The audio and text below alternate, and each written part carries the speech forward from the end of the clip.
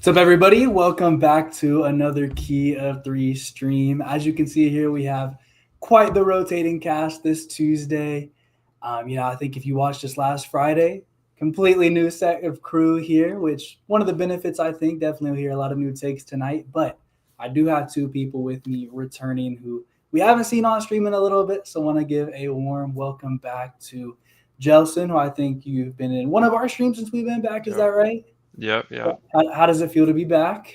I'm glad to talk about the NBA, especially like 3 weeks after the last time I was in the stream. There's a lot of stuff to talk about, so glad to be Yes. back.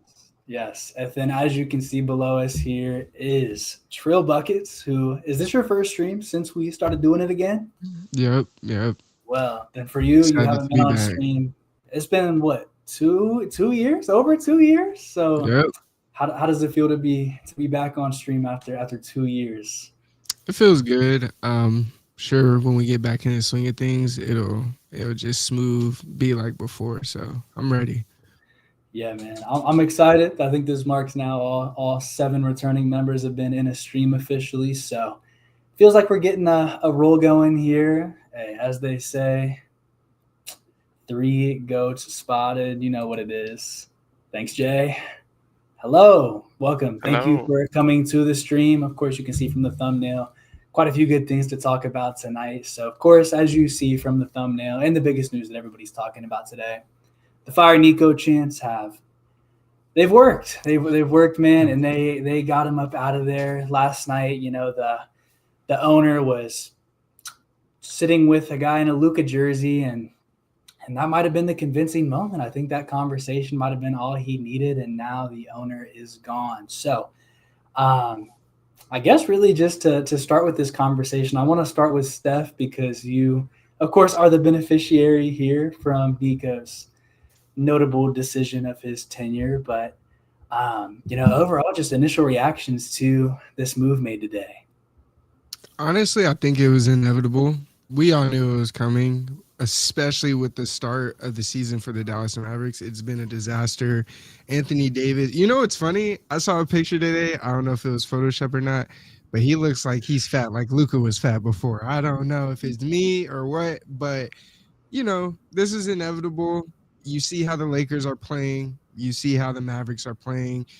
And my biggest question was, is he going to be able to find a job again? Because as the GM, you're entrusted by ownership to guide the team, have a clear direction, and he dismantled everything the Mavericks had. Even though they got the number one overall pick, I so far, I don't think it's enough, especially how we've seen both teams start the year.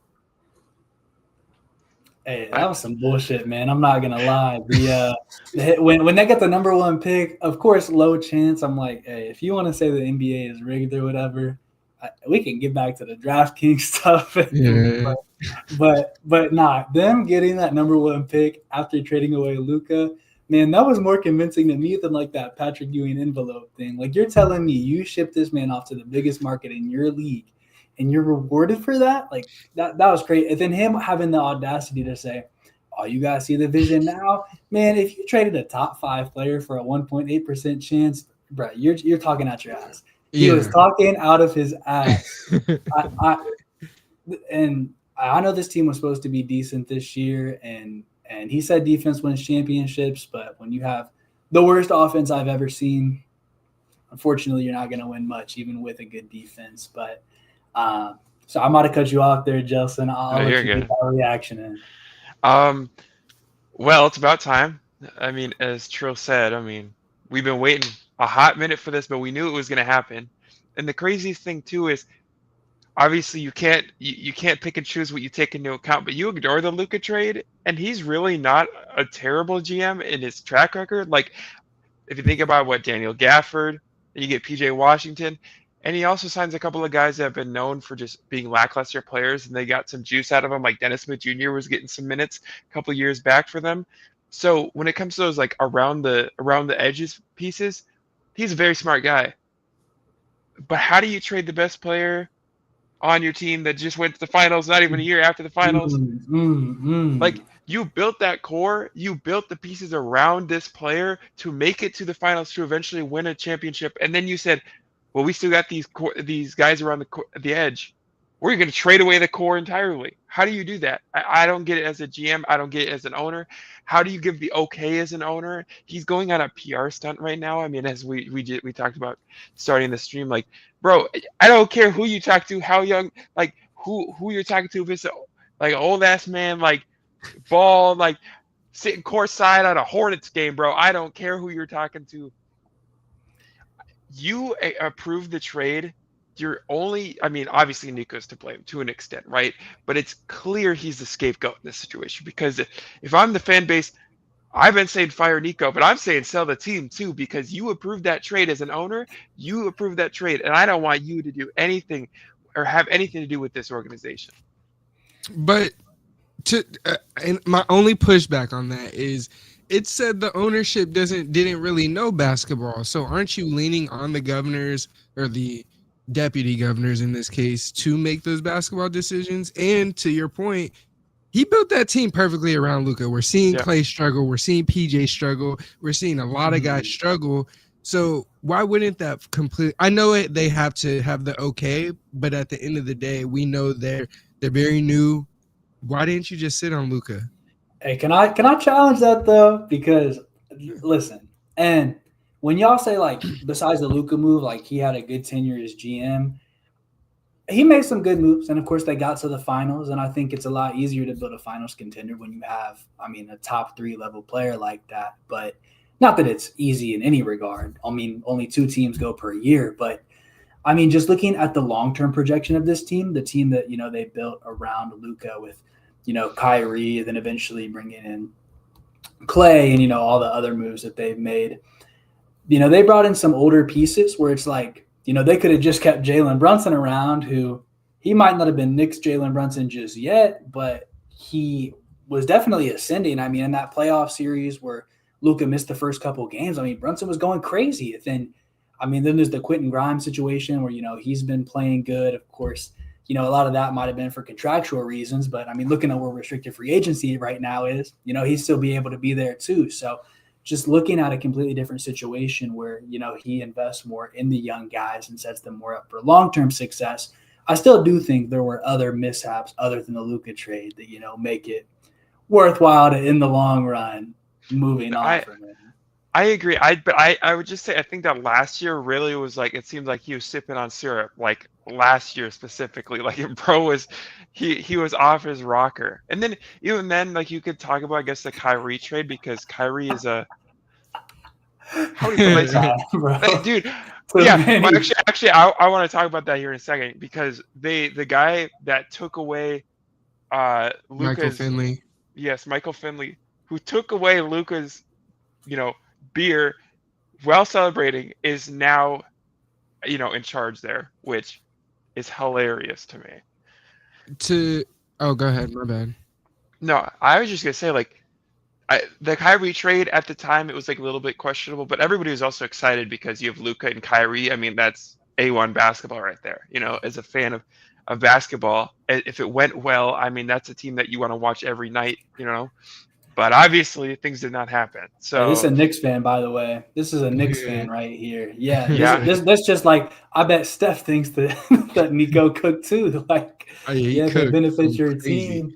Yeah, but to what you were saying though, Gabe, I don't necessarily think it's a case of, you know, he didn't have the best talent surrounding Luka. I think it was more so a case he did his job in optimizing and maximizing what you could get out of Luka. While the Jalen Brunson move was questionable, while not keeping Quentin Grimes was questionable, the roster that they did end up having going to the chip, arguably to me, was the best roster for Luka. And to me, what is it about maximizing your number 1 guy, the number 2 and number 3? And in that case, it was Luka, Kyrie. And in some ways, this is where their main issue was, who's that third guy on any given night. But with that said, it worked out for him because he had shooters around him. He had guys that could defend next to him, and he didn't have to do too much. And I think that's why right now it's working so well with the Lakers, because not only does he have a lot of that, he has the bona fide scorer. Obviously, Austin Reeves isn't what Kyrie is, but he could go get a bucket next to him, of course, when Bron comes back, Bron's gonna do what he does. Mhm. But everyone else around him, they're defending as well as they can. We have some shooters in Jake LaRavia. He's looking pretty good and stuff like that. But I think getting back to Nico, that's what made him good at his job. He maximized his star, which is very hard to do in the league.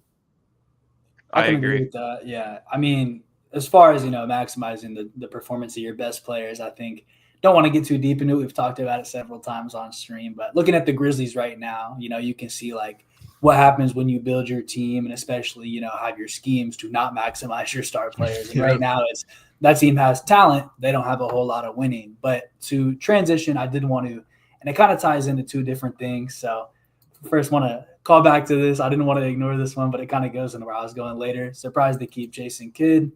Also going into just generally what's next for the Mavericks.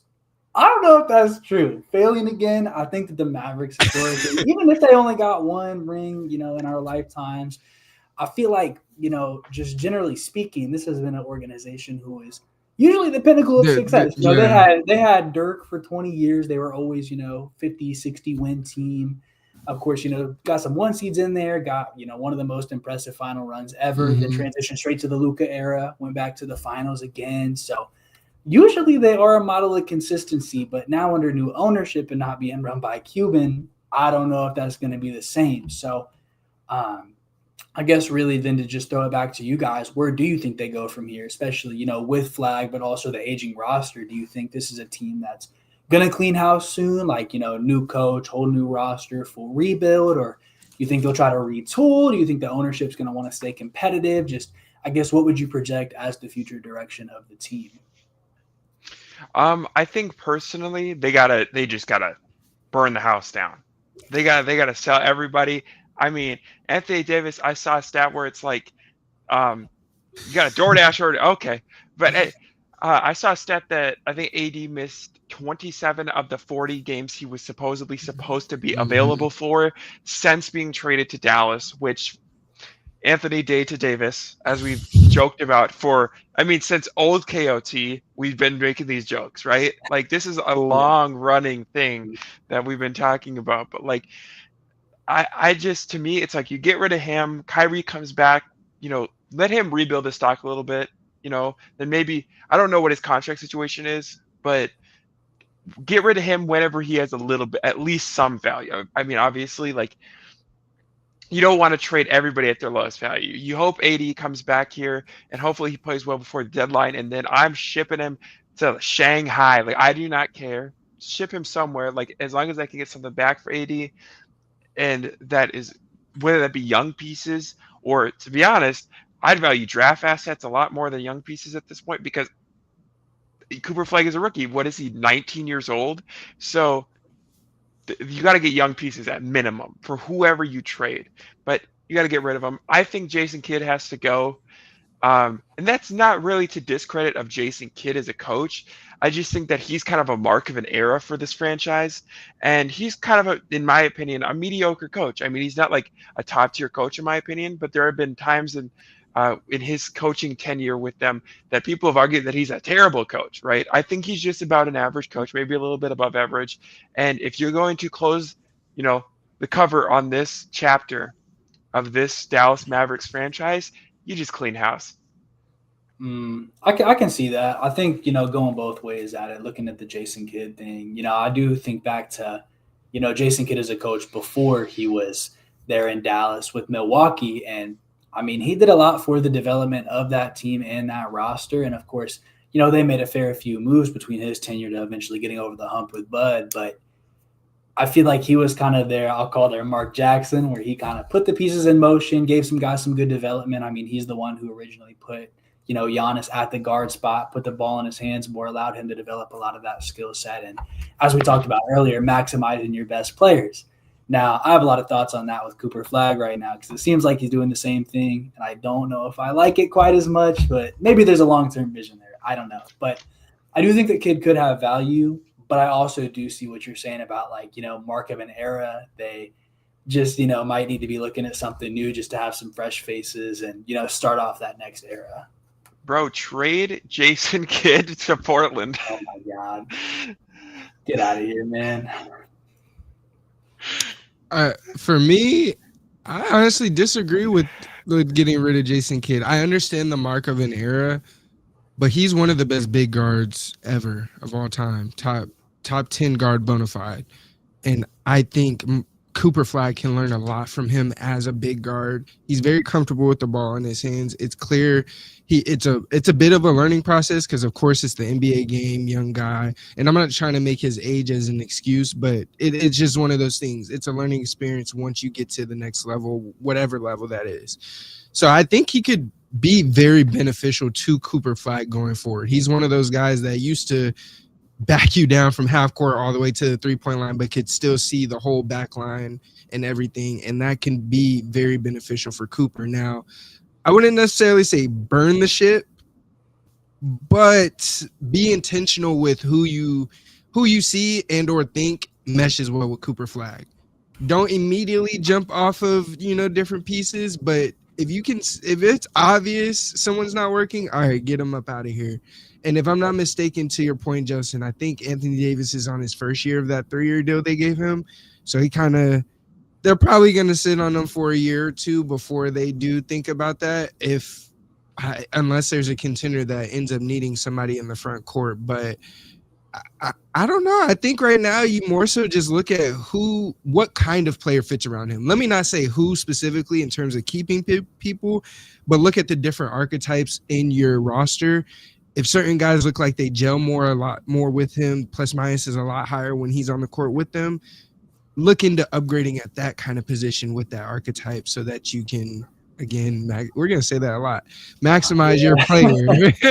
I was gonna say you are going right back to that with just really taking that look, playing that long-term game and seeing, what it is that you want to build in the long run. So, I don't know, man. I think though with like the roster direction for them, next year's draft is just pretty top heavy, I'd say, with some of that star talent. I'm not the biggest draft guy, so I don't know what it looks like as you get more into like pick 5, 6, deeper into the lottery. But at least they're at the top. It's like if this team can bottom out and get a high pick again, which they're already towards the bottom of the West, so shouldn't be too difficult. Especially with where they're at, it's like if they can get off of some of these veteran pieces, maybe they can really bottom out and have a good chance to get that top pick again. And even if it's not pick 1, if you get pick 3, I mean, even if you get pick 4 or 5, like you can really get either maybe a 1-2 Cooper, or maybe Cooper's your 1, and then you can get a 2 next to him, and being able to go in that direction. And maybe still have some of the veteran pieces around, just as, whether it's locker room guys, mentors, just, help keep some of the culture alive. But a lot of these guys have value. Like you could get some stuff for a Gafford, for a Washington. I honestly think a contender would take a flyer on Clay, even as bad as he's been this year. I think just, what he can be. And especially with this team not having great playmaking, I think Clay's, a guy who needs a shot set up for him. And I think if you have a better system, I think Clay can still be valuable. I want to give him a little bit of leeway with the performance this year so far. So just generally speaking, I think they can get a lot of assets for what they have right now. So being able to, parlay that into having, your 2 main core pieces for the next decade or so, and then being able to get some more assets to continue to build around that. Like, I feel like they could get themselves into a really good place really quick. So, okay, I actually do have a question because we're talking about the draft here. Given whatever position that the Mavericks are going into this upcoming draft, right? Let's say they fall into a top 3 pick, okay? And I doubt right now everybody has Darren Peterson at number 1, which I think as of right now is the right selection at number 1, whoever has the first overall pick. But let's say they fall into the 2nd, 3rd, let's say anywhere in the top 6 range. Okay, actually, there's a lot of great like forward play, and now that you have a guy like Cooper Flag, who you try to test out at the at point guard, which I don't think is going to be the best thing for his career, especially when Kyrie comes back. I think even though Kyrie's been playing the 2 guard for a long time, I think that Kyrie naturally slides over to 1, and then you just keep Cooper where he's comfortable. So if you do get this top 6 pick, what do you do, right? Are you going to go for a Cameron Boozer? Are you going to go for a guy like that I'm high on, like Caleb Wilson out of UNC? And if you do go for one of these guys, right, you're in this position where you go and get one of these guys. What do you do with AD? Because both of them are bigger forwards. Obviously, Cameron being a little bit smaller at 6'9", but both of them are power forwards in their trades. Now you got Cooper Flag. Maybe play him at the 2. We know AD wants to play the 4. We've had this conversation for years. He wants to play the 4. And you already loaded up on the 5 spot here in Dallas. So what do you do if you end up getting in a position where you can take a Cameron Boozer, or if Caleb Wilson continues to rise in the draft and you get into the position where you can draft a guy like him? I'm of the mindset he plays the 1. You get Cameron Boozer and rock out, because that would be devious of a duo. And we got to see it through. He's 18. Wait, you want Coop at the 1 long term? Yes. If he continues to do, like, if we're seeing in year 2, okay, he's getting better, he's starting to see coverages better and things of that nature, yes, continue it. But if we get to a certain point in year 2 where we're like, all right, it's not working, then okay, don't force it, of course. But I have faith in it because he's largely been on the ball most of he is comfortable bringing the ball up. He is pretty comfortable being play initiator. Again, in my opinion, it's just growing pains right now, and it's going to get there. But doing that with the kind of guys that are on the floor right now, it's just not going to work for him, because it's kind of like he knows where he has to get to. They're already at the finish line, and he's trying to catch up, in my opinion. But if we're going with what you say, JELSON, I still think you get a guy like Cameron Boozer and rock out. Like, just go with those 2 guys as your front court and figure out where you go from there. Because after this year's draft pick, it gets a little nasty from there for them. So does that, in your opinion, does that, like, in the situation that you still have AD on the team, right? And you go and you get Cam Boozer because you're at the 2nd or 3rd pick, does that definitively tell you that AD is gone? Yes. Even if AD is somewhat healthy and is playing well. Yes, because I'd rather get off of him, get assets to help with those other, that 2026, 2027, 2028, than to pay a guy till he's 35. A guy that's injured a lot of the time. A guy that I defended him myself, but at this point he's getting older. That back isn't getting better. The knees aren't getting better. And we just saw what happened with, he broke his face. What did the guy say? That's crazy. But no, for real, like, I'd rather get off of him, help with those future assets, and then we can figure out, okay, we could have a package at that point as opposed to drafting people. You know, it depends on what happens through that time.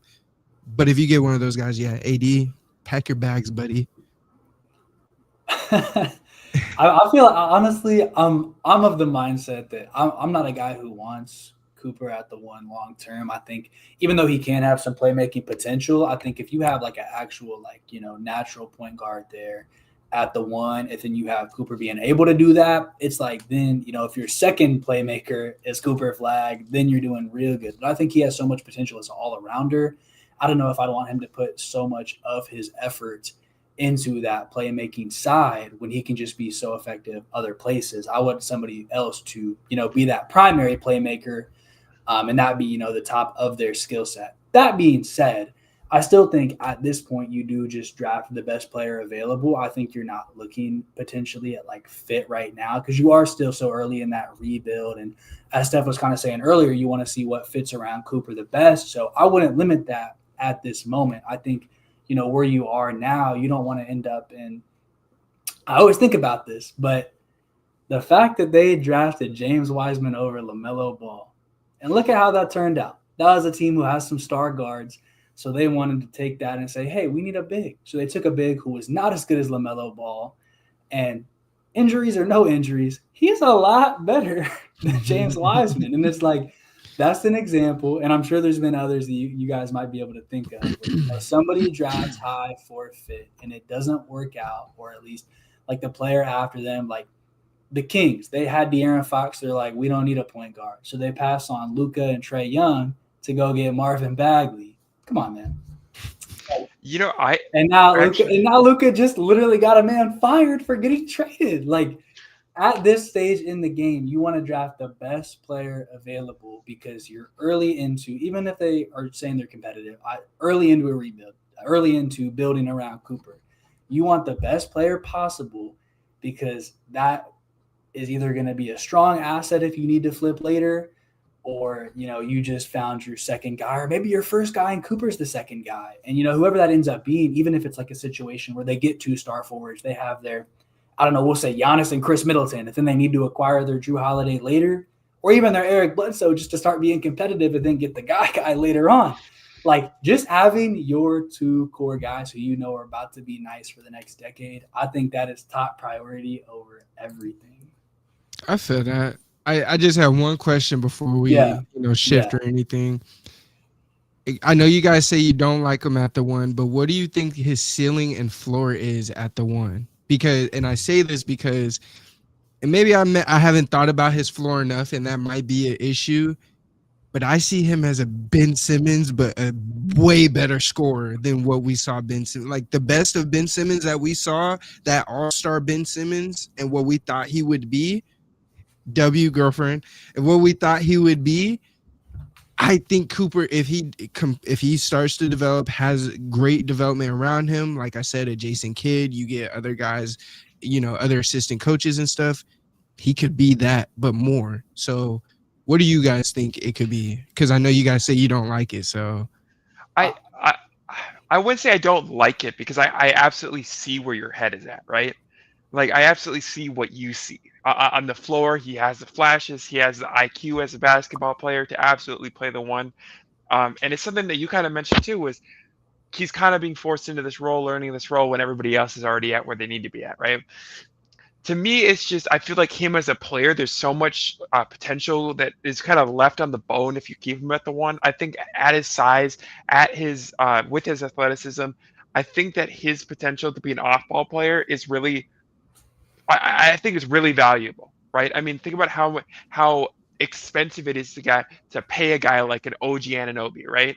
To pay a guy like a Jaden McDaniels. These are 3-and-D lanky players with insane athleticism, but now imagine it's more than that. I mean, we're talking, I'm not going to call him KD, right? But imagine a guy. What other player besides Jaden McDaniels? My bad. OG Anunoby. Okay. A guy that's going to be playing good defense that we know Coop can do. He did it in college, did it in high school. He's been doing it in the NBA so far. Obviously, not everything's always pretty in the NBA, but adjustment. But as a player like that, where we're learning that if you can cut off the ball, shoot the 3, and play defense, it's extremely important in this league. But Coop is more than that. So to me, it's if you can have all those attributes of a player and then make him your, I don't want to say like he's going to be a guy, if he's your superstar, he's going to be getting a lot of usage. Like, I don't care what position he is, as we talk about positionless basketball. But let's just say he's not going to be your primary ball handler, but he's going to be your number 1 scorer. And I think he has a lot of potential to do that in a multitude of ways that might be limited if he's playing the 1, trying to facilitate the offense every single time, trying to get his teammates involved and things of that nature. Yeah, for me, I just think when you have a guy who can do so many other things, I don't want to get into a situation where I see with my Raptors, of course, where, you had Scotty and you're like, oh shit, Scotty can play make. And then you make him your primary playmaker. And then it's like, okay, now this guy's our playmaker, and where is that happening on the rest of the roster? So then you end up having a point guard who is not a playmaker. And then you end up in this situation where it's like, he's a good playmaker and, maybe even far above average. But because you're putting that pressure on him, it just can affect the rest of your team, because then from a team building perspective, it's like, oh, this guy's your 1. So then now you're, 2, 3, 4, probably more traditional, whether it's 3-and-D guy or whoever it may be. I think if you play him at the 3 and have a traditional 1 with him, that makes the whole team's playmaking better, because there's more playmakers on the floor. They can run better sets, and even if it's like, if you have Cooper setting the pick and being the roll man, you know how much you can do with that if you have a good pick and roll ball handler alongside him. Like, I think the amount of offensive options that you have on the court, if he's your secondary playmaker and you play him at the 3, because he can defend that position, he can score at that position, he can do so much at that position. I just feel like having him there maximizes the potential of the whole team long term. Fair enough. Fair enough. With you saying that, you gave me an idea. Okay. What if they cook up and go get Ja, and they can stagger those minutes? You have two slashing guys that can play make very well. If Cooper, think about Cooper's shot actually developing very well. That's where my head is at. If his shot develops very well, and you pair Ja with that, I think then you could bounce. You know, he plays the one, you play the one, and then or have a guy of that nature where you can have a playmaker to where, okay, Coop, get off the ball for 5 to 10 possessions. You know, do what we have to do, and something of that nature. I don't hate that. Me neither, but the thing is we really have to bank on Coop developing that jump shot, because otherwise I hate the spacing. Like I genuinely fair enough. No, fair enough.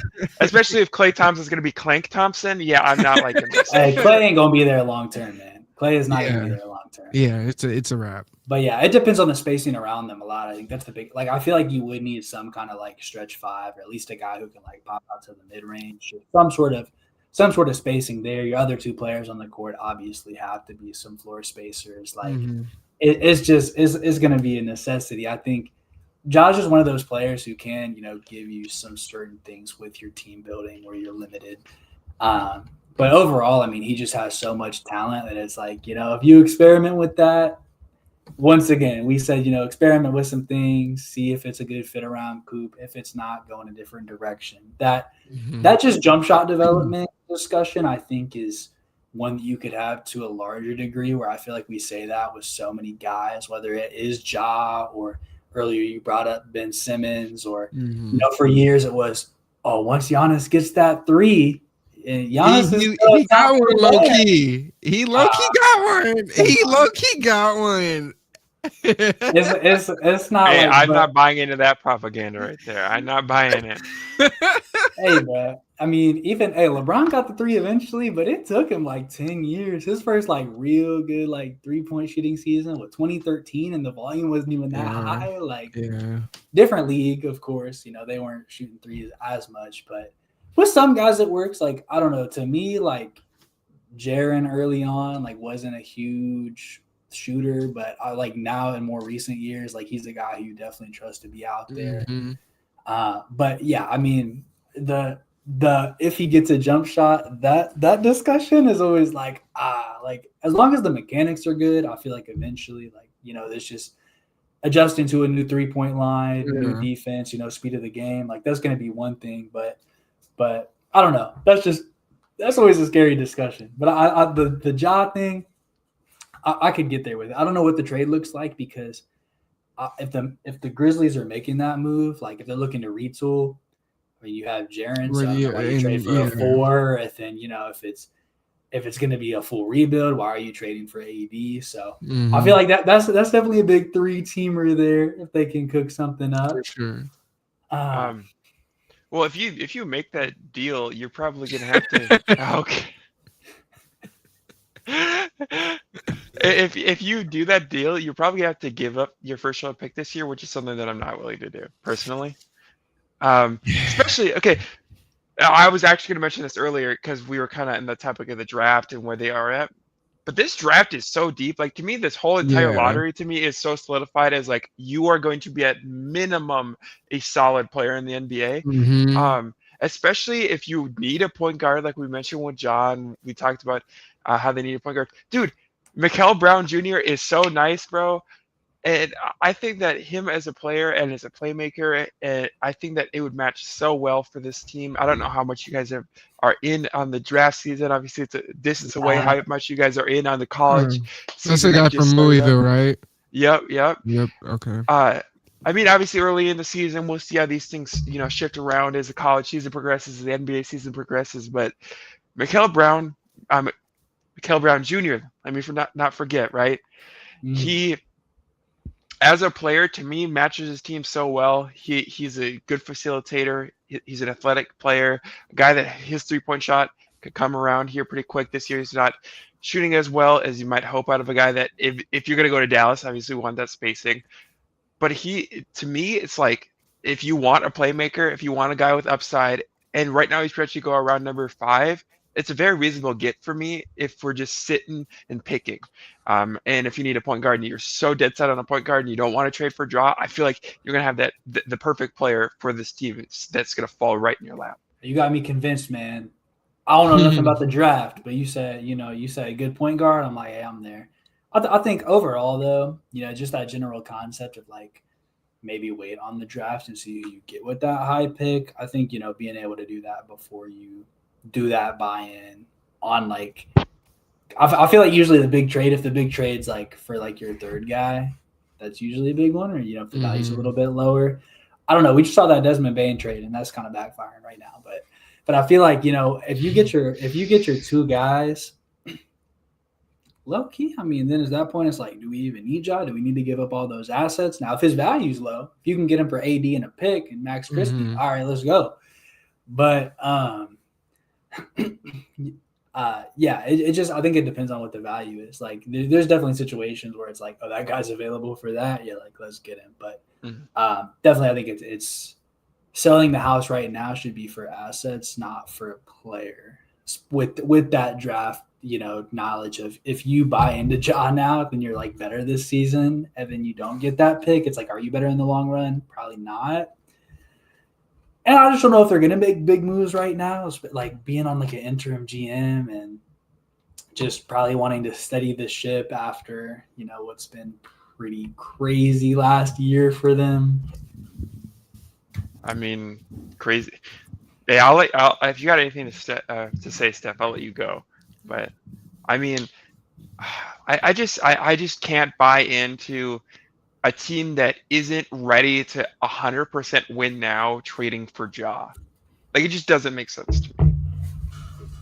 But does that not shift you to a place where you're closer to that, and now you're going, okay, what couple moves do we need to make either at this trade deadline, off season, and maybe right before next year's trade deadline, the 3-8 times where we usually see big moves, maybe that moves you to a place where you're like, okay, these are the 3 times where we have to make big splashes these 3 times, and then we're going to be propelled into that conversation. Maybe we're not ready to win, or not win next year, but going into the year after that, then it's like, okay, we're ready to go, because at that point, Coop would be going into year 3, and we're able to see where he's developing as a player and a star.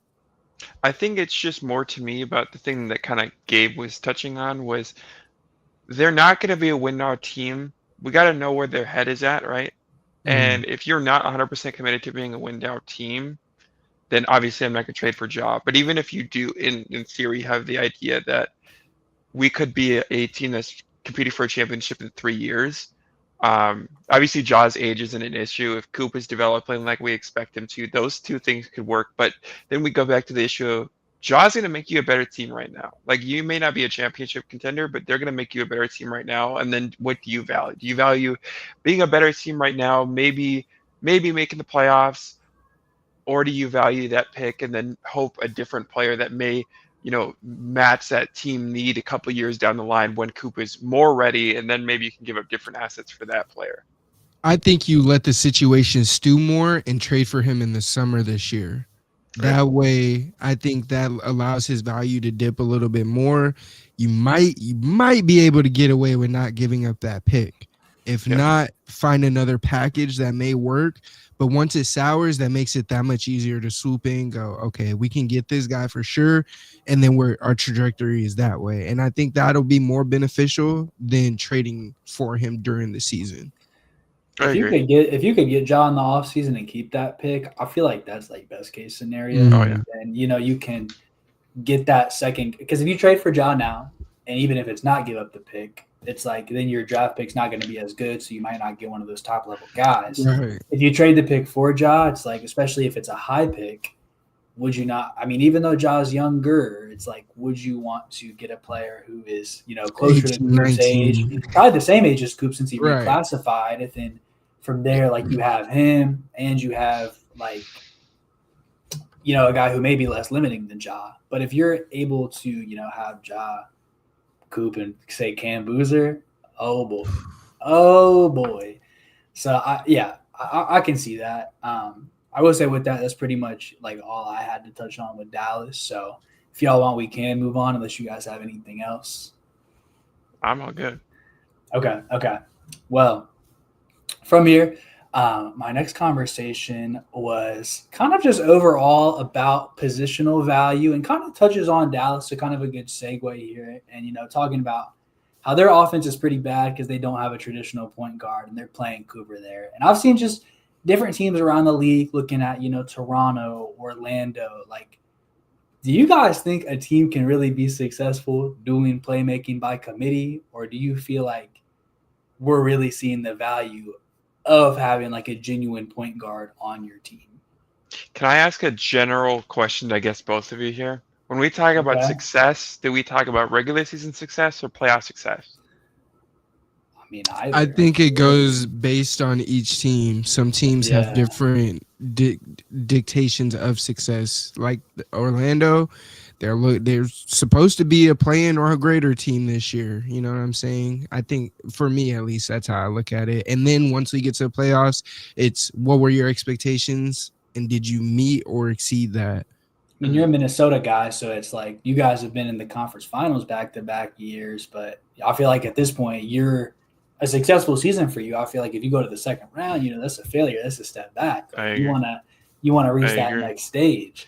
So, I actually, thanks for mentioning that because I can attest to this conversation with Mike Conley's. Probably should be a coach by now. Whew. But player coach, maybe, yeah. Yeah, he's getting some starting minutes for us, and he's been playing better the past couple of games. But I don't care how good he's playing over the next 2 weeks, 3 months, for all I care. You could tell, especially in last playoffs, that Uncle Mike was not feeling it in the playoffs. You could tell that the regular season wear and tear was not treating him well. So to me, I think it's a little bit interesting because to me, having a facilitating point guard is very important to general success, but especially playoff success, because when teams are able to key on your best players and key on the different schemes or throw different schemes at your best player or your whatever philosophy your team runs on, you got to have a guy that can settle down the offense. To me, I feel like having a guy like a Mike Conley a couple of years ago made a lot of sense. When he was able to do that, and you could tell he had a little more juice. But right now, he doesn't really have that. I think that it's very important to success, and that's why, as we've been talking about Ja Morant, I would love the Timberwolves if they could trade for Ja Morant. I don't know how they would do it, but if they could do it, obviously that'd be best case scenario. And the only reason I say that is because of this topic that Gabe is bringing up, and that is you need a good point guard, or at least a serviceable point guard, to have a successful playoff run, in my opinion. You know who they need? Drew Holiday. Listen, bro. I ain't watched a ton of Portland, but he low-key still got it. And let me tell you something too. When you have that point guard that gets you good but don't get you over the hump, Eric Bledsoe, Mark Smart. Let me ask you something. Who was the point guard on those championship teams after those guys got moved? Can I ask that? Who was it? Drew. And where did those teams get to before they got Drew? Was it the conference finals? Was it the conference finals? You're telling me he's cracking the seal? He's cracking the seal. Hey man, I'm telling you right now. They're like your finger is empty. This is what Drew does. Swoop. That's what he does right there. I'm saying, and he's a good defender. He can play make. He can let Ant be Ant and focus on scoring. He can shoot pretty well. The best version of himself. He makes plays when it's needed. He's older, so he's willing to take a smaller role. Man, you tell me, as a Timberwolves fan, what are you willing to give up? I don't know what his contract looks like. I don't think his clock is about to expire, man. I feel like 4 year, $135 million. I think we said that. I think we said that Drew's clock was expiring when he was getting off of the Bucks. Yeah, he's making a lot of money. I don't think I could do it. Hey, but listen. Short-term move though. I'm just saying. How long is Rudy Gobert's window? Like, No, I've been saying, dude, if you can get Ja with the package that obviously you're gonna try and entice with other assets other than Rudy, but to do salaries match, you'd have to include Rudy in that trade. If you can do that, in my opinion, I'd more than willing to do it. Throw Rudy, throw TJ, throw Rob, throw a first, maybe 2 firsts, whatever. Like if you can do that, to me, it just makes way too much sense. Even though I do love TJ and I think Rob could develop, if you can go ahead and get a guy like John, I think Rudy's still a solid defender at this point. I just would take the upside of Ja on this team more. who says no? We said Landry Shamet. That's hilarious. Yeah, I guess that is a question for you guys. Kind of going off topic just a little bit. Just want your quick input. If the trade package was Rudy, TJ, Rob, and 2 firsts, are you taking that? Yeah. Yeah. Yes. What if it's 1 first? TJ, you're talking about Terrence Shannon Jr.? Yeah. I like him a lot, but no, I'm doing 1 first. I won't do 2. Okay. I kind of agree with you. I just think that the max you should be at, and that is, I think the package had to include contractually, would have to include like Zach Edey. So that's why you maybe have to throw in 2 firsts. Mm-hmm. So, yeah, that's kind of where I'm at. What was the original question again regarding positional importance? Do you feel like you can win without a traditional playmaking point guard? I don't want to say super traditional, like 9-10 assist type guy, but do you think that you can win a title without like a real point guard on your team? Yes, but they have to develop to the likes of it's crazy, Draymond, literally. They have to be able to develop here. But I think with the Mavericks, with the Magic, we're seeing what happens when that's completely when it's not happening, it's not working for you. But on the opposite end of that spectrum, and the team that I've been looking at, I like a lot, is Houston. Amen started kind of shaky, but even in those shaky games, shaky moments, he still looked like, okay, he's still learning. He's still, getting it down, and to the point where there's been a couple games where he's their scoring leader. He has, taken over like I love point guards to do. And he has that big guard frame, very athletic, can pass very well. His jumpers is coming. He's trying. He's shooting more. It looks confident. His form looks good, so it'll come. But, I think that's why they're a team that their ceiling gets pushed so much higher, because you have a guard who now can see over the top, finish over the top, but you have to make sure it develops right. And that's the hardest part, being able to project that, because Anthony Black, Orlando Magic, thought he was the guy. The playoffs shook his confidence clearly, because from that point forward, he's been, what are you doing?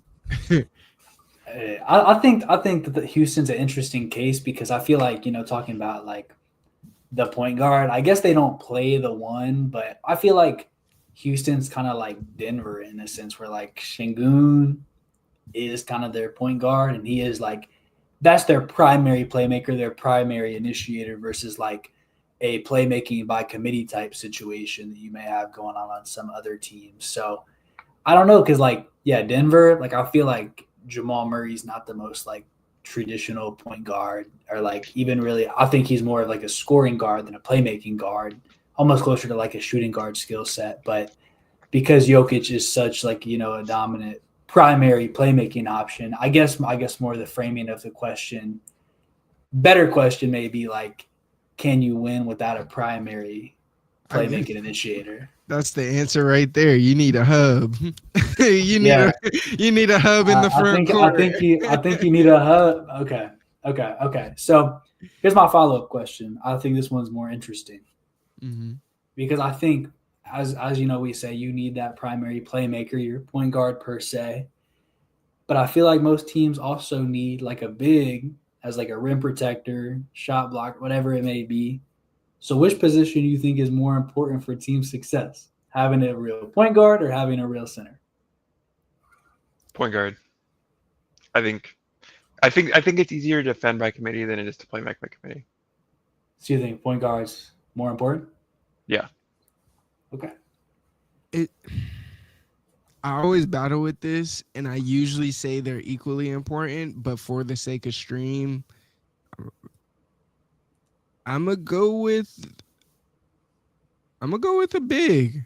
And I more so say that because I feel like, can't teach height. And if you're big is very skillful and can do a lot of the things that you need from a guard who might be 6'4", 6'5", even 6'3" in some cases, you could do a lot of things. You could go a lot further. Whereas if you have a smaller guy like, let's say, Tyrese Maxey with the Sixers without a guy like Joel Embiid, your ceiling only goes so far because he can only do so much because of that height cap, in my opinion. But if I could use the politically correct answer, I'd say equal. Equal. Okay. I think it's so interesting though, just because I feel like, it's crazy that Jokic is both low key, but I feel like you need a 1 and you need a 5, and then the other 3, it's like, man, they can just shoot and defend. I feel like the 2, 3, and 4 to me are so interchangeable that it's like, I think this season we're really seeing, because everybody just had that, like, I always go back to the Raptors, but you just got, let's just get like 5, 6, 8 dudes out there. And it's like, respectfully, the most important positions are the 1 and the 5. So if you got 5, 2s, 3s, and 4s out there, and you ain't doing shit. You have no one to control the offensive end or anchor the defensive end. And it's a mess. People say positionless basketball, but I truly feel like what we're seeing recently is just proof that basketball has positions and it's more flexible. Like, your primary playmaker can be your 4 if you're Golden State. It can be your 5 if you're Denver.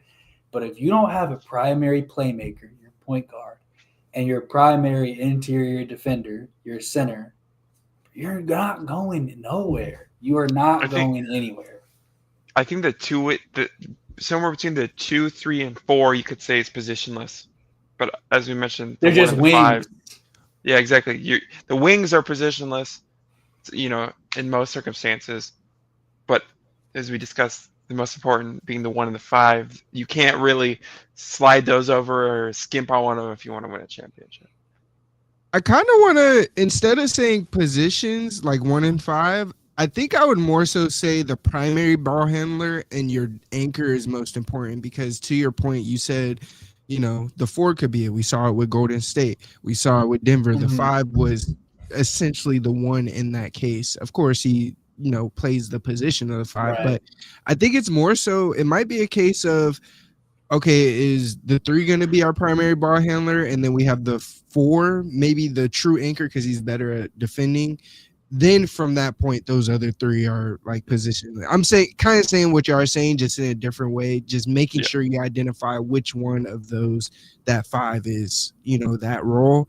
Then the rest has to cohesively be around, those 2 guys that you're like, okay, this is a guy that can primary play make. This guy can defend. If he could do both, great, point of attack. If he can't, we'll figure out somebody around him. And I think teams are struggling with that. Like, look at Atlanta. They have some guys that it might work, but then other guys like Dyson Daniels. Now you added some pieces, and now he's a shell of himself. Hey, shout out Nico Alexander-Walker. He's hooping. Okay, so here's my last question on this topic then, because if you look at these teams, I'm saying the 1 and the 5 are the most important. So I think we have some teams recently that have been led by, really good 2s that have not been able to get over the hump. You look at Phoenix got close with Devin Booker. Of course, there's been this Cavalier thing the past couple of years with Donovan Mitchell and them, not being able to get over that hump. And, you got Anthony Edwards. He's made it to the conference finals 2 of the last 3 years. Do you think you can win a title if your best player is the 2? Yeah. I think that 2 has to develop playmaking early.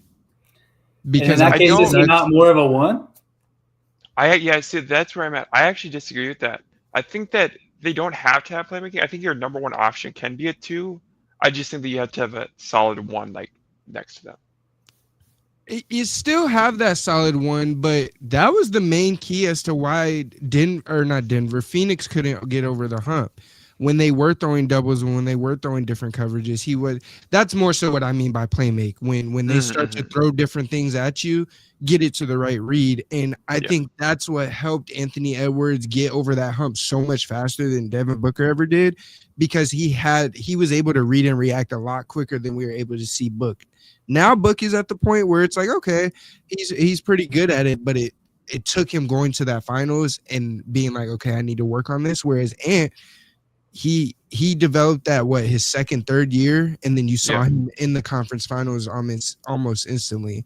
So I will say yes, but with the caveat of when you do get thrown those doubles, when you get a hard hedge, they ice you. Learn how to get off of the ball, that skip pass, that pocket pass to the big, that slipping, and if you know how to do that early, it'll be disgusting. Okay. Yeah, just looking at like championship teams that have, we've had this decade, it's like, I feel like Jay said, if that too is Wemby. That's funny. But just I was looking going to at say that too, yeah. Yeah, like, and I feel like that's almost like if they have like a 1B who's just as good, like, and it's not a big, but like when Devin Booker almost got over the hump, like Chris Paul was really good, and that was your primary playmaker who's getting the other guys involved. Had Ayton looking good, got the ball to Mikal, Cam Johnson out in the corners, guys who just were more play finishers. So I mean, I think that just having like a 2 as your clear number 1 can make things hard, because looking at the teams that have won a championship lately, it's like you go back to 2020, we all know LeBron's a 1. He's been a 1 for years. I don't care where they start him at. He's a 1. And then it's like you look at Giannis. Okay, I guess he plays the 4, but he's kind of a big. But I guess him and Tatum are both like 4s who were the primary option. They still – Giannis had a 5 next to him with Brooke. Of course, Tatum I think very clearly is a 4. And then, you have Steph in 2022. You got Shea in 2025 playing the 1. You got Jokic in 2023 playing the 5. But that 2 spot, who is winning titles from the 2 spot as the best player? Like, it's just, I feel like it's the 1, because you could even argue LeBron is like a 3. Tatum might, show signs of a 3 if he wasn't with Jaylen Brown. But that 2 spot, when that shooting guard is your number 1 guy, they don't get over the hump. I think it's because they're pairing that 2 guard with the wrong guy. Throughout history, I absolutely agree. When we've seen the 2 guard be the guy, he has a point guard that can play make pretty well, but also hit the 3 very well. One of the main ones I think about is Kobe with D. Fish. Derek Fisher has 5 rings, but he played his role so well that a lot of 2s need that kind of guy. And to Jacob's point, a big, maybe not super dominant, but a dominant big. Sorry if that wasn't Jacob. That might have been chat. But nevertheless, I think that's where the issue comes in. And, I think Devin Booker and them boys could have got over the hump, but Ayton's soft. He's soft. And I think that was the caveat. And he had the playmaking with the playmaking shooting guard in Chris Paul. He didn't overstep his role or anything like that. Devin Booker was the number 1. The only issue in that whole picture was Ayton and how soft he was. But it could have very well been done. But Giannis is that guy, of course. But, I will also say, I think a lot of these guys, I don't know. We haven't really seen too many 2s that are the best on a team in general. You know what I'm saying? We're seeing a lot of 3s. We're seeing a lot of 5s, a lot of 1s that, they're just hooping. Think of the Grizzlies, for example. Yeah, Desmond Bane was a very good 2, one of the best in the league. But you got Ja, who's better. It just is what it is. We do have Donovan Mitchell, who we can see what Cleveland does. I know that's one of I'm his name is his name is out of my head right now, but that's one of his favorite, teams and players to watch. Donovan Mitchell could be one of those guys, but who does he have? He has that playmaking point guard that can shoot pretty well, and he actually has two bigs that are pretty good, kind of like what Kobe had. You got the Evan Mobley, then you got Jared Allen to play defense. So actually, one that is not super recent, but when Dwayne Wade won it in 2006, like I mean that's like one of the most recent ones where it's like your definitive guy isn't the two, and he's early in his career, and what do you have? A dominant big Don't you next to him. So, disrespect my man Kobe. well, Don't that's you okay. dare. Kobe's obvious, okay? And Kobe's one of the one. You know what I'm saying? Like, I don't want to be like, Nah, oh, MJ yeah. won it in the 90, like, duh. For sure, But like, for sure.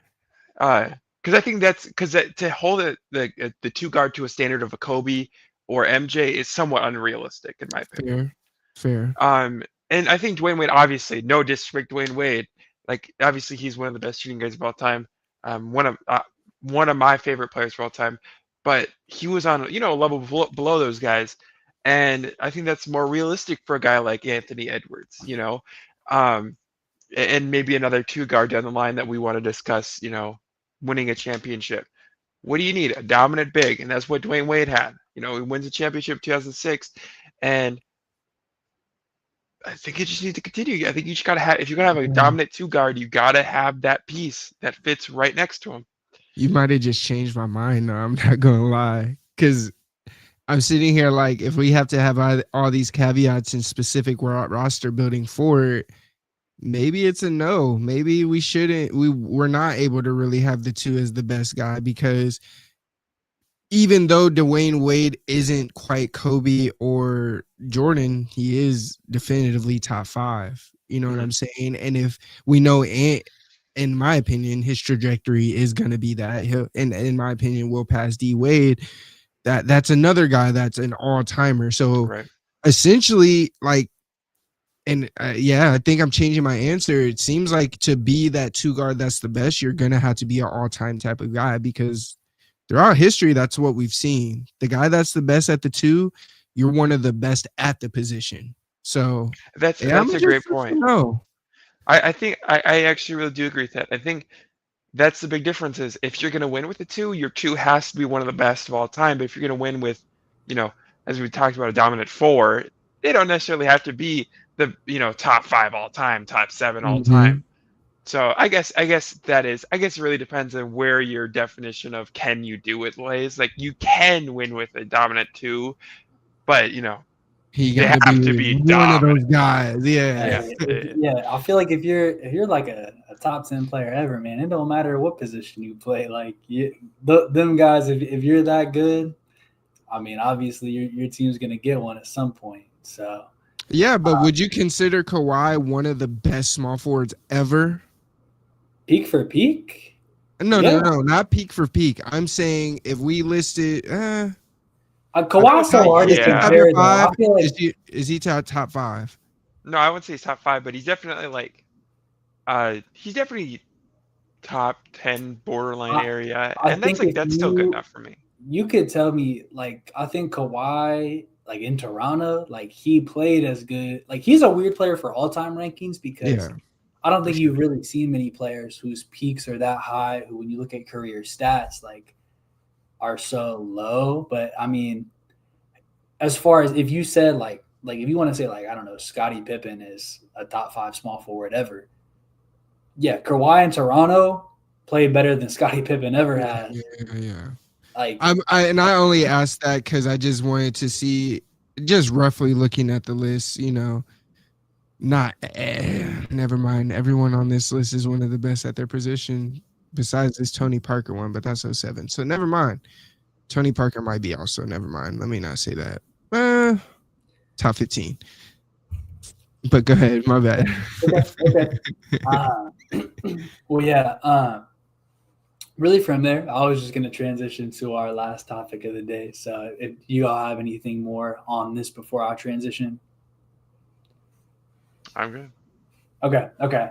So last thing we got here, is I guess something that's a little bit more fun of a concept. Yeah, man, I can't wait to see how that gets resolved. They're definitely sweeping that one under the rug right now, but that's an episode for a future day. Imagine we have the gambling probe and the salary cap circumvention probe all at the same time. It's about to get a little busy. Okay, so here's what we got for y'all as the last thing here. We're gonna do a little tier list. You know, we got all of the city jerseys for this season, and we're gonna go through these, and we're gonna put them in some tiers. So here's the tiers I got here.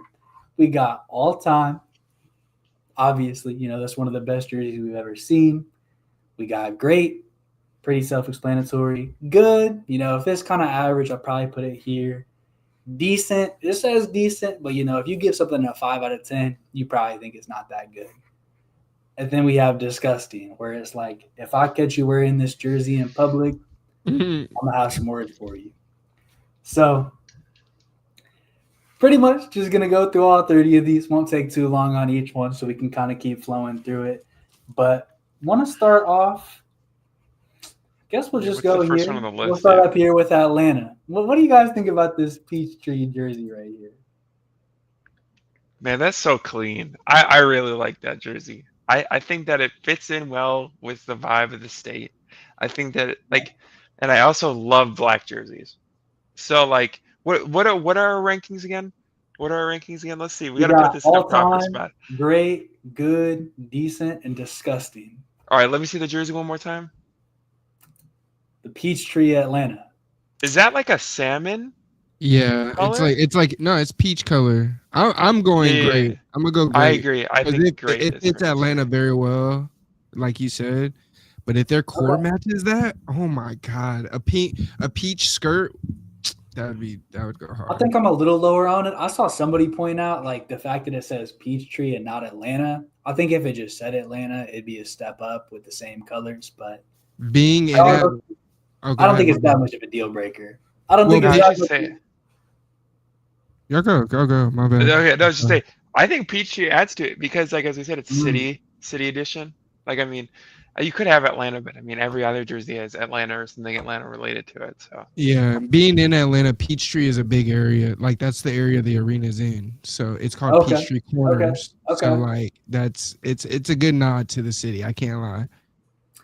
All right. Well, second one, we'll go to Boston. I really like this one actually. I like especially when Boston ventures out a little bit, gets a little bit away from just that standard, you know, just green and white. And this one is, I mean, still kind of taken with that traditional, just, you know, Boston block letters across the front.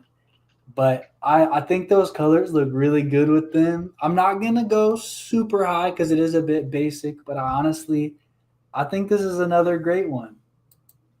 Yeah, I'm with you. It's a little basic watching it live right now against Philly. Mm-hmm. I think it would hit a little harder if I saw JT with the one arm sleeve, the one leg sleeve, little swag to him. But you know, I would. What's the rankings again? I would go good. I would go good. Okay, it's not too bad, not too crazy. I would go good. I think we can go with good. I was originally at decent, but I think it made me envision Jason Tatum there for a minute, and I'm like, yeah, I can see that. Yeah. Okay. We can go good then. I'm not too attached to the great. Like I said, I think it is a little basic. I just think it looks good.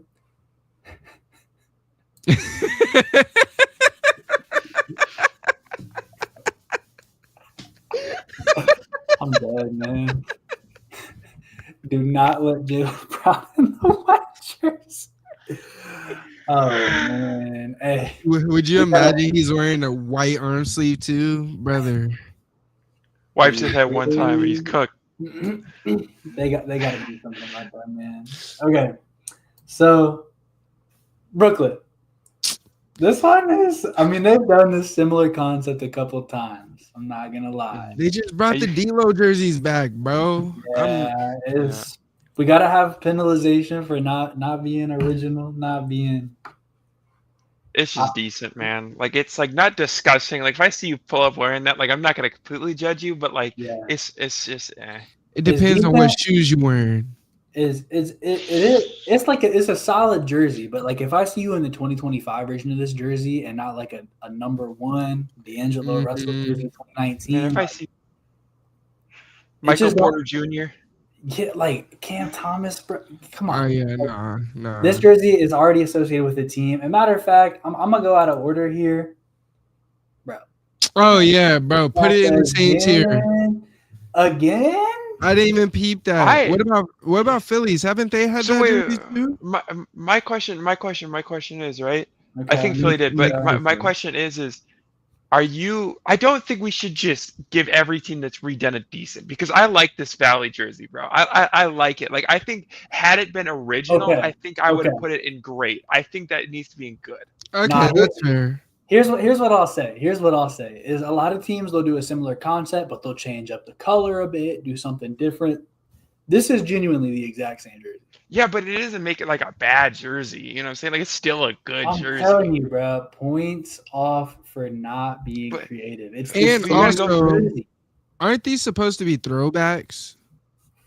We're throwing back to 7 years ago. No. We have there's only 5 new throwbacks. There's only 5 new throwbacks. We'll discuss them later. Okay, cool. Okay, I was about to say, bro, what? But I'm with you, Justin. I'm not mad at it because I do love that jersey a lot.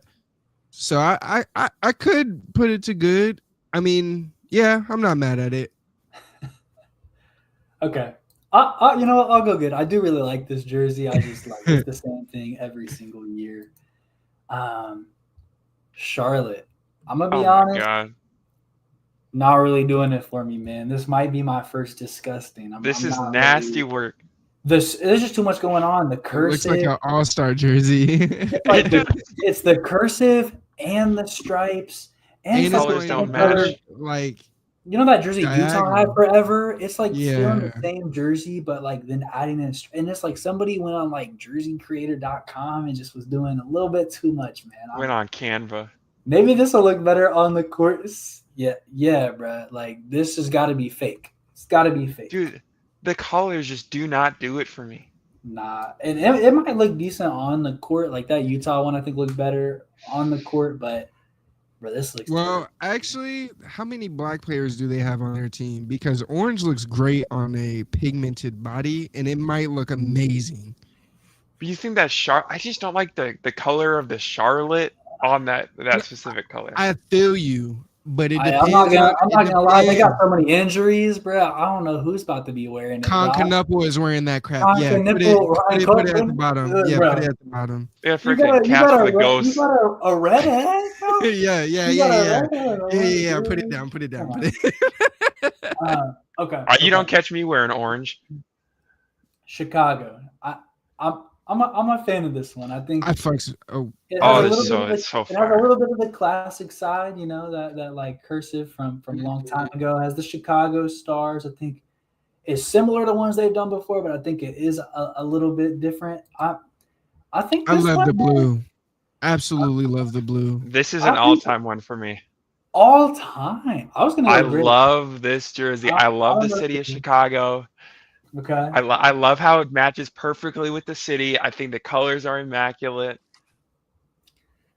Steph, how do you feel about putting that one in all time? I put it in all time because I do think it is considerably better than Atlanta's. Okay. Like, I love the jersey a lot, but I would also say, like, if I had a choice between the two, I'm putting Chicago's a little bit further than Atlanta. So I'm with you, Joe. Okay. I'm with that. I think with that point that makes sense. So then moving to Cleveland. I'm gonna be real. I can see the vision a little bit here with like the basketball is kind of throwing back to some of the classic jerseys, but overall it's not really doing it for me. Like, once again, the orange, I just don't really know if that's my favorite with this Cleveland concept. I'm not really liking the stripe here at the top. Like, I think just generally speaking, I don't think it's horrendous. Like, I'd probably put this one in decent because I think there is some good to be had here, but I think it's far from good. Those orange creamsicle ass jerseys, bro. Like, I see. Okay, here's the thing. I actually like them a lot more than Charlotte's orange. I think the hue Okay. of orange is just a lot better. And we had Charlotte in this. I like this jersey, dude. I don't love it. I don't think it's a great jersey. Don't think it's an all-time jersey. I think it's a good jersey. Like I think it's gonna look better on court too. Yeah, I like it. I think Okay. and Cleveland's usually good at their court design too, so I like it. I think it would have been better if they went with the Cavs design though, where instead of saying the land, it said the Cavs design with the basketball as the V. True. Okay. So listen, y'all. I think this Dallas jersey is disgusting. I think it's Oh my disgusting. god, it's so What nasty. the hell is that on the I think sides? it sucks, bro. I think this is terrible. I don't even want to have a discussion about it. I think this one just sucks. I think it's terrible. Dude, can we actually add a new tier for this? That's supposed to be a tribute to a Pegasus? Oh my god. Yeah, we can move. Yeah. Okay. We don't have to talk about it at all. Denver. These ones are once again. All-timer. You think so? I think it's the same as like the Phoenix Valley. Like I think the Phoenix Valley is like an all-time jersey, but I think like based on them just redoing the same thing kind of over and over, I kind of view it in the same light. I see. I'm not as big of a judgment in terms of like redoing it. You know what I'm saying? Like, because if it's a good jersey, it's a good jersey. I'm gonna keep it a bean. But like, to me, I just don't really like this jersey. Like, I think it's okay. Like, I understand why people could really like it. It doesn't rock with me. So I think to me, it's a good jersey. I get the great then. We got an all time. We got a good. We got a great. Average. That's my favorite Nugget. One of my favorite Nugget jerseys of all time. So that's why. It's a very good jersey. Now this Detroit one, man. Hey, oh my. I think this is an all time. Yes. Okay, so I'm not crazy. I was gonna say something similar to that, but I thought you were gonna be like, "Oh, it's too basic." But like, especially if they bring back the throwback court with it. Oh my. The throwback logo with it. Oh my goodness. That one is where it's at. There's no argument. Facts. Now this Warriors one, man. I really like it. I don't know where we're at. I think I really like this one. I think this one is a great jersey. I like the brown. I think it's a good color. I think it'll look good with the court. I think overall a white jersey, just if you're going for something a little bit more experimental and having like the tree there, it is like natural. Like I see the vision. I like the general town concept. I think having the number there like centered looks good as far as what they've done with some Warriors jerseys in the past. So overall, I think this is a great jersey. Like I don't really have any complaints with it. No, you've sold me on it. I'm a fan. You sold me on it. I like it a lot, especially what you said, the tree with the brown. It gives me grassroots feel. That's Oakland's about. I know they're not quite in Oakland anymore, but I'm with you. You said you would go all time though? I would go great. I think it's great. I think there's better jerseys out there, but I like this one a lot. I might go good. I'll go good. Nah, bro. I think I might like this jersey less than Dallas. Damn. I think I'd say it's probably a little bit better than Dallas, but it's disgusting to me. I really do not like this jersey. Okay. I like the light brown stripe on the side. That's what made it better to me, though. We'll average it out low good then. That's fine. Down here, I'm like high grade, so we can put it there then. Average it out. Okay, that's one row down. Houston, H-Town, not a fan. I think the abbreviation there, not my favorite. The cursive, once again, I just don't think it fits amazing. The number placement, I think this is one that could have used a larger number. Mm-hmm. I love this jersey. Oh my God, bro! I think of Jalen Green too much. I think of Jalen Green way too much. I'd go middle though. It's a good jersey. It's not bad. I would put this one in decent personally, but I would put it in great. Okay, so this is another good. I think it's another good. And if we have too many in one category, we can kind of go through them again. This Cleveland one might have to go to decent, man. I'm not gonna lie. Dude, yeah, I could see it. Yeah. Pacers. I don't really. Man. I think this is a decent jersey. I feel some of the throwback to it. Like I can see the vision. I do like the colors, but I think the overall It's design, solidly decent. decent. Can I get a hell? Can I get a hell no in the chat? Because this jersey sucks, bro. Yeah, no, I think decent's fine. Like it's not disgusting, but it's decent. Okay, we're gonna speed through some of these a little bit more. So the Clippers, the similar jersey to what they've done before. This orange again. I do think this is the best of these orange ones we've seen. I think this one is a good jersey. I think the numbers is good. I think the logo could be a little bit better here. I know it's like a reference to like the LA public transit or whatever. I'm not from LA. Looking at this jersey, I think Their that public transit's awful. I think it's better than the ones we have in decent right now, but I don't think it's a great jersey.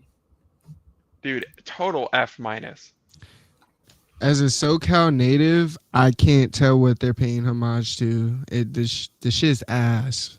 It's so bad. It's like they said it's to their public transit system, but anyone that's been to LA, bro.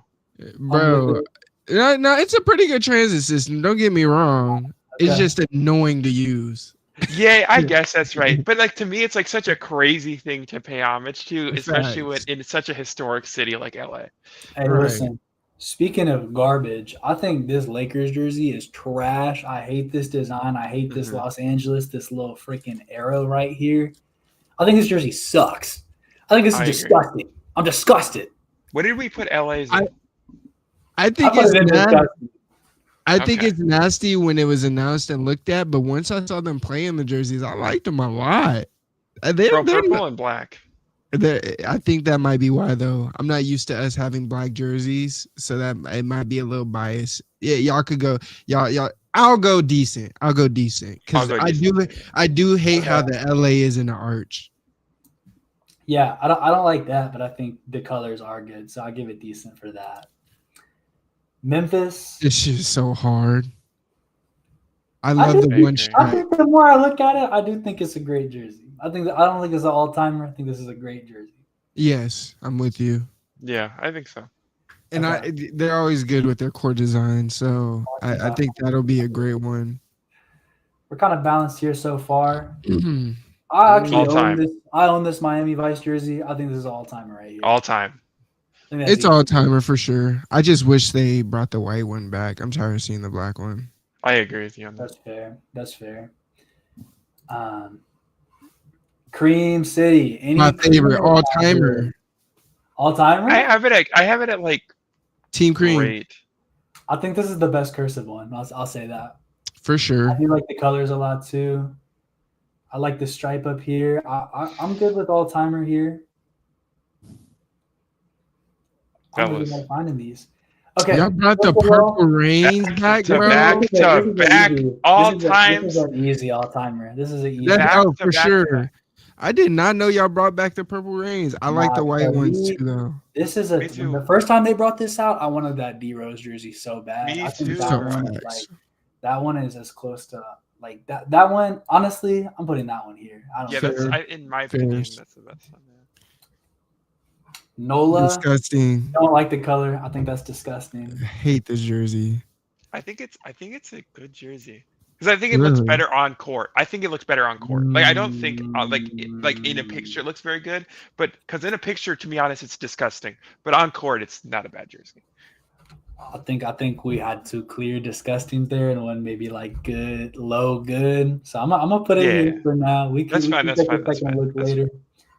In New York, I think this is kind of basic for New York standards. I think this is a decent jersey to me. I feel like they could have done more here. To me, this looks like a regular jersey. So I feel like this is decent. I honestly think, it's decent. It just looks like a New York jersey. You could convince me this is their new every day. If this is their association jersey, I'd be like, okay. I'm not going to lie. I hate the jersey. It's absolutely did y'all say decent? Yeah. We said decent. Is there one right above disgusting? It's just decent, disgusting. So we can put it like low, decent. You could put decent, yeah. I hate that orange stripe in the front. It looks tacky to me, bro. Like, yeah, I don't know. That's fair. I definitely don't love that. If it was just blue trim, I think I'd like it a little better. I fucking love this I think jersey. these OKC ones might be a little divisive. I do think they're good overall. I do like the pattern there in the middle quite a bit too. I think this one could be considered a good or great jersey. I consider this jersey like decent. Ooh, I'd go great because I love when they go to the tribal pattern, like the OKC's in the tribal kind of font. You have a little bit of homage to tribal in the background. I absolutely love it. It reminds me kind of the blue jerseys when PG was there. Love them. There's just too much going on, in my opinion. I feel it. I'll put it in like higher good. I think I am on the higher end of good. So if you got one decent, one great, go there. Oh my God, this next one is beautiful. All time. Oh yeah. I am a big fan, man. I love the star. Shout out to Disney, man. I think it's the best side stripe we got on. Can't do wrong, bro. The way the magic is spelled is like Disney. You got the stars going up on the side of the jersey with the gradient. Wait, can we reorder the all time real quick? I think that's the second best jersey. Okay. Yeah, I'm with you. I haven't really ordered these too hard just yet, but yeah, we can definitely revise at the end there. A little bit more. Philadelphia, I think I do like the font. I think it's good for the city. I feel like low-key, like, I don't know, it feels a little bit too scrunched to me, like with the sizing. Like, I feel like it's just a little too close to the Nike logo. If you look at like all the ones next to it, it's like here's like the logos, but then there's like a gap, and it just taking up the space. It feels like it's too high up. So to me, I think this is one that could have been great, but because of like that, it's pushing me down to good. I'm with you. I agree. Okay. I'm gonna just start real quick. I absolutely hate that Portland jersey. I hate that they brought it back. Somebody said when I see that jersey, I think of Carmelo Anthony. That's hilarious. Okay. I hate that jersey so much. We can go disgusting. Matter of fact, well, you guys there are some decent things to say here. This will go down here with Dallas. Sacramento, dude. I like this purple. I actually like this purple a lot. Oh, I love this jersey. I think this is a great jersey. I think this is a great jersey right here. I agree. I like it. I just don't see Sacramento, you know? Like, I'm used to their purple being a strong royal purple. So that's what's messing me up. But I would go good. I would go good. I'm great here. Okay. And get low grade then. Grade's kind of needing some love. There's not a whole lot in here right now. San Antonio, I think this is a great jersey as well. I think it's very close to all time, but I would say like high grade. I think I do love the colors a lot. I feel like, I don't know, like I feel like out of like this one, and this one, like they're all pretty similar with like Phoenix and Denver with like, you know, just the colors, the stripe across the middle. And I think it's probably my least favorite of the three, but I still think it's a great jersey. I think it's like high good in my opinion. So like honestly, wherever you guys want to put it, I'm fine with. I'm not gonna lie, I go all timer, but I'm a stickler for details, and I love that the dot in the eye is a spur. The T in Antonio looks like the little sky structure that they have, and you have the nod to Fiesta. I absolutely love it. Okay. Oh yeah, I could go great though. I could go great though. You just convinced me. You convinced me to great. Yeah. Okay, so we'll go up here then. I do think these two are pretty close together. I honestly may petition to move this Phoenix one up to great, but go over that at the end. Toronto, as a Raptors fan, I think this jersey is disgusting. I don't like it. Is it pink? It's like a red jersey. It's black. It's black, but then like the Raptors wearing the red, and I just North Jersey. But like is it what's the outline? Is it pink or is it white? It's white. It's white. It's just the light silhouette. It's white, and they're wearing like the 2010. This is like the jersey they That's won. the Kawhi jersey. Yeah. So it's a jersey I that think says that North.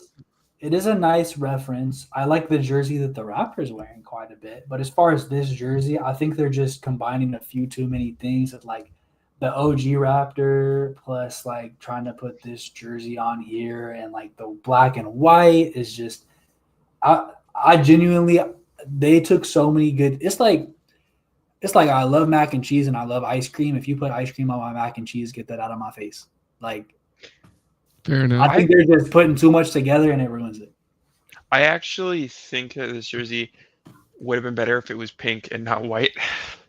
I would. Like I fiend for like a NBA jersey that is black and pink. I think that would look so fire. Like that is put together better than this. But like, I agree. I think this is like a decent.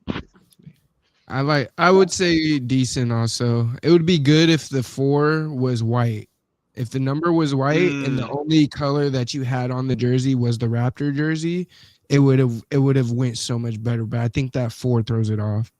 I can agree with that. Agreed. I agree with that. Maybe as a Raptors fan, I'm a little biased, but 2 more here.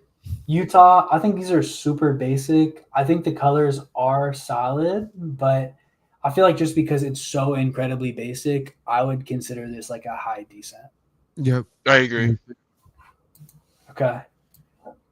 And then that leaves us with Washington, and it is a throwback to a different era. And honestly, I like these jerseys quite a bit. I like these color scheme more than the regular color scheme. I think it's a little – I mean, it could probably be a little better. I think this is a good jersey. I wouldn't put it up there with some of the ones we have ain't great, but I think this is a good jersey. Didn't Gilbert Arenas wear this jersey? No. So Did his they not have a jersey like that? They did, but to Gabe's point, what he said about the Raptors, I think that's why I don't like this jersey, because they combined two great era jerseys. They had the red, white, and blue with the stripes up top, but Gilbert's jersey was more all gold with stripes just on the shoulders. Now, if they just had the stripes on the shoulders, it would work. But because they mixed that red, white, and blue design with the Gilbert design, it doesn't work for me. Like, the number clashes with that big bar across. I go decent, honestly. Okay. This is actually disgusting to me. I think this is the worst jersey. Take out that black bar and that white bar. Oh no, that fixes everything. Yeah, like. So you could even keep the white bar. I was just about to say that black bar messes it up completely. Just make it. I think that's navy. I think it is too, which makes it even worse. No. It says black and gold on their bio. It says paint. Okay. Yeah. Oh my God! If it was navy. Okay. Hey, y'all see Gilbert Arenas do the Teague Time video? What you mean? Big jersey, no pants? Yeah, bro. He posted on TikTok. I'm gonna do it with my Mellow jersey. So this is the finalized for the city jerseys. Ball time. Any changes we want to make here? I think it looks good to me. Steph's dying. Let me zoom in on that a little bit.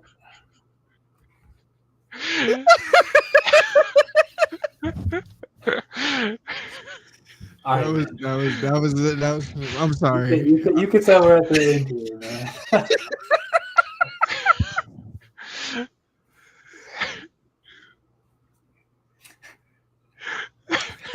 I'm gonna get a half Grady Dick jersey. Jersey and no pants. Dick and balls. Let them get Lonzo and LaMelo on the Raptors, man. Let me get that dick and balls combo. Let me get that. Let me get that Derek White Grady Dick half and half white dick time. Shit. Okay. Oh. All right. I'm sorry. We're done. All right. We'll have to see what the other 4 think about this tier list. I'll save this. I'll send it to the boys. They can get us on Friday, and if they got any issues here. But anyways, last quick thing to react to. We got these bad boys right here. So these I didn't find an actual on the tier list for them, but I did just want to go through and rate these. And I'm gonna be real, man. I think we got all time great. I think this might be like high great, dang near all time. Actually, I'd go 76ers GOAT, Cleveland GOAT, Minnesota GOAT, Dallas all time, Memphis good. I give those 3 their own tier. I love those 3 jerseys, especially seeing them the other night. Beautiful. Absolutely. Making their own tier. Okay. You don't think I feel like if we were creating a new tier, I think this Wolves one could low key. It could go. Yeah. That's a go. That's a go I jersey think for it could go sure. up there with a goat. I won't put this Detroit one or Milwaukee one up there, but it's close. It's close. I'm not gonna Hey, lie. I wanted to say this. Wait, you want to go back to the throwbacks real quick? Yeah. Sixers, without you had to be said, right? Masterpiece. Cleveland, just a little bit below it, but Timberwolves. I think that's the best jersey of all time. Bias. Just It's really Especially good. with the It's trees biased. on the skirt of the out of bounds line. Mm. yeah, bro. And then Dallas, I just don't like that jersey at all. Like, I don't rock with like that color of green, like the Kelly green almost. Okay. But like Memphis is good to me. Like I think that's like a great jersey. I think Dallas is like a low good. I think Dallas is so great because there's no other way you could have gone to do the fonts and stuff. Like I think they No, I agree. absolutely did everything perfect with that version of green. You know what I'm saying? Because I don't like green either, really. I think they did everything perfect with it, but it still doesn't make it like a great jersey to me. Like Fair enough. Fair enough. Memphis about to go back to Vancouver with that jersey, man. Yeah, I don't like that jersey. I don't. Now, if they had the actual Grizzly where it's dribbling the ball, that version of that jersey, then I'm with you. But I like the colors. I think the font is a little 2K, but I think it's the colors are doing a lot of carrying to me. yeah. It just reminds me of the modern, no ingenuity Nike jerseys that we're getting. Because if you look at every other teams, Cleveland has their signature slanted logo. The Timberwolves have their signature font. The Sixers have the ball. That's one of their best logos ever. Dallas even has a very good font for theirs, but Memphis is just there. Without these, a lot of more basic fonts here. Detroit, You feel me? Just big blocks. Boston. A lot of these have that cursive, which I'm not huge on, but yeah, I mean, I can see what you mean. Utah, these are a really bad offender of that. Like these that have the big. I feel like we've seen a couple of these with like just the airport letters. Mm-hmm. But okay. Well, that is jersey reactions. We're a little over time here. I know we try to keep it to an hour and a half, but we went hour 37 here. So last thing before we get out of here, any final thoughts? I always like to do this. Any players you want to shout out? Any teams you want to shout out? Just real quick, one last thing before you're out of here. Josh Giddey's a fraud. Dropping 15 points, or sorry, 16 and then 15 while being called the second coming of Michael Jordan. Get out of Chicago, buddy. I got one for the East and West. Shout out Kate Cunningham. I said the Pistons were a year away from being a year away 2 years ago. This one of y'all years. And on the Western Conference, JJ Redick, you're not a player no more, but you've made me a believer, my friend. You made me a believer. I thought we were going nowhere. Thought it was more Darvin Ham type time, but you have made me a believer, brother. Keep doing what you're doing. Hey, I've been a believer in JJ Redick, man. He had been playing good defense last year with barely anybody. All right, man. All right. Hey, one last thing I gotta say. One last thing. 46 points on 45 shots is nasty. But I love it. It's Oh, nasty. God. Hey, shout out Devin. Shout out Devin. Yeah, man. Well, that has been another stream here with Key of Threes. We'll be back on Friday at 7 p.m. Eastern, whatever that is in your time zone you're watching from. Probably have a bit of a different cast that day. I know we'll have NBA Addict back. Shout out to my boy Josh Diddy, a.k.a. Jay. I imagine we'll probably have Garrett in here. We'll have John, Lakers Corner. Look forward to seeing them. If any of y'all two are going to be in here that day as well, be on the lookout for that coming through. But until Friday, we will see y'all next time.